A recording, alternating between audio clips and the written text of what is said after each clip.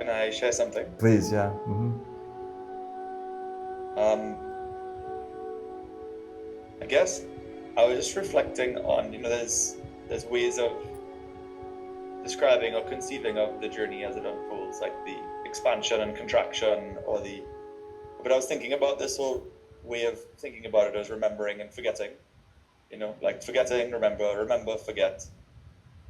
I was just reflecting on my past week and and just thinking how like last weekend I was very, call it expanded or feeling very blissful, joyful, present, connected, Friday, Saturday, Sunday.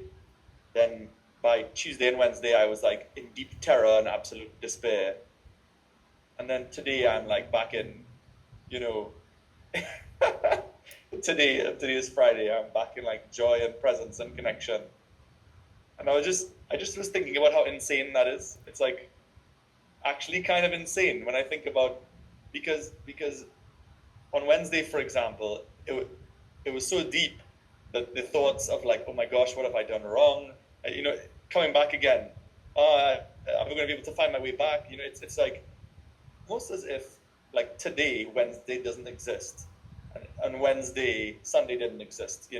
It's like a total forgetting in both situations. Both when connected, there's a forgetting of what it's like to be not connected, but when not connected, there's a total forgetting of what it's like to be connected, and an assumption that it will always be like this forever. Yes. It's like there's an eternity aspect to each state. Um, and even in that state, when I search in my memory for there is no memory really of what it was like. Like now, there is no memory of what it was like on Wednesday, really. And on Wednesday, there was no memory of what it was like on Sunday. It's really just sort of like remember, forget, awake, asleep, remember, forget. I guess I was just thinking about how literally in chronological time, it's just a week, not even a week, it's Sunday to Friday that's passed. And how many, if you want to call it frequency vibration, have passed through this being in 5 days, through no action of my own, just as a part of the process. And how kind of insane it feels to think back on, on that.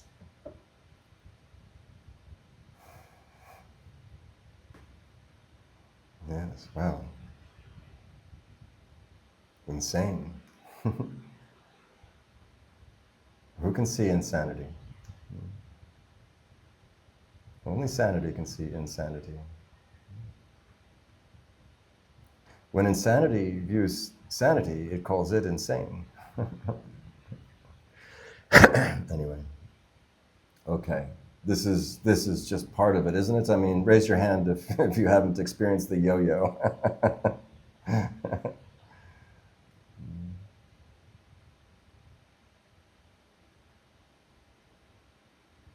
It's funny, it's like this from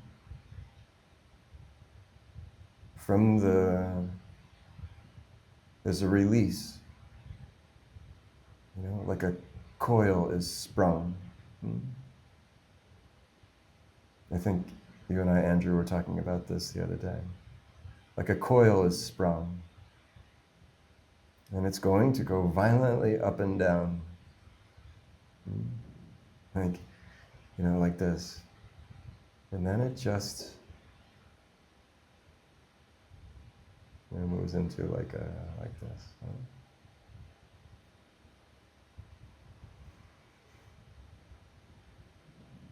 And here's how it feels. From the bliss, the suffering seems insane and so distant. And how did that ever seem real? Surely I was crazy. And from the trauma, the bliss seems insane. I must have been delusional. What a fool. For me, myself, when I was experiencing this, I called it the whiplash.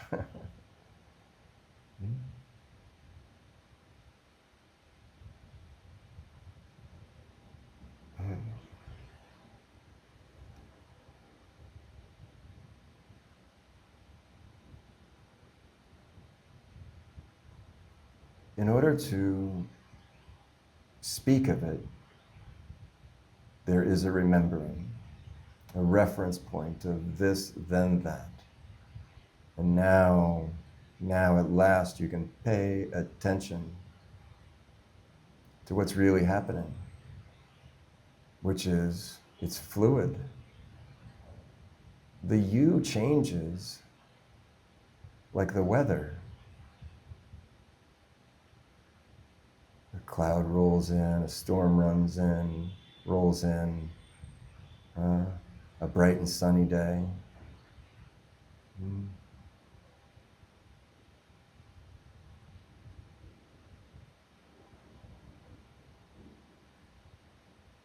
And it's funny, isn't it? Even though our entire life experience is this contrast,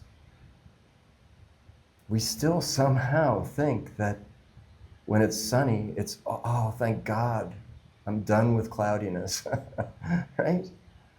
When the bliss comes, thank God, I'm done with suffering. And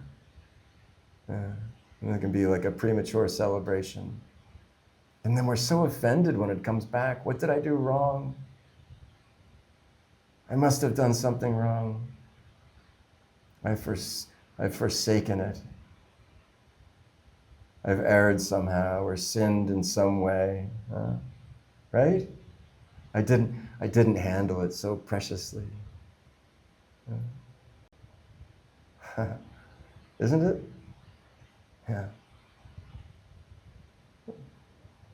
There's something to handling it, holding it lightly, with great reverence. It's something really precious.